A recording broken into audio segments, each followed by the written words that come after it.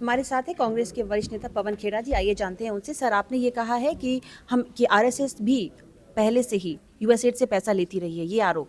भाई, हमने तो आपको सबूत के साथ कहा कि सीआईए का एक एजेंट जब सीआईए से बाहर निकला, उसने एक किताब लिखी, उसमें उसने बताया कि कैसे गोलवालकर जी जब संघ प्रमुख थे, संघ पैसे लेकर अमेरिका से नेहरू जी की सरकार को अस्थिर करने की साजिश रचता था, और यहाँ तक कि कांग्रेस के अध्यक्ष उस वक्त के कामराज जी, उनकी हत्या की साजिश में भी शामिल था।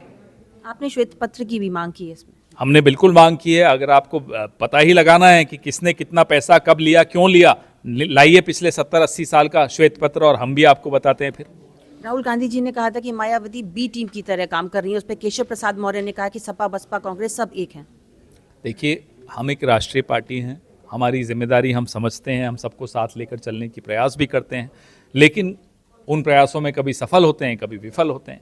सब पार्टियों को अपनी जिम्मेदारी, लोकतंत्र को बचाने की जो जिम्मेदारी है, संविधान की रक्षा करने की जो जिम्मेदारी है, पिछड़ों और दलितों के हकों की लड़ने की जो जिम्मेदारी है, उसकी तरफ सजग रहना चाहिए। आने वाले चुनावों को देखते हुए आपने एक लिस्ट निकाली है, कई प्रभारियों को तैनात किया है, महासचिवों को किया है। पंजाब इलेक्शंस को देखते हुए आपकी क्या नीति है, और क्या नई लिस्ट आने की भी संभावना हमारे है? पंजाब के नए प्रभारी आ गए हैं, भूपेश बघेल साहब, उनको चर्चा करिए आप उनसे, अभी वो सबसे बैठकें कर रहे हैं।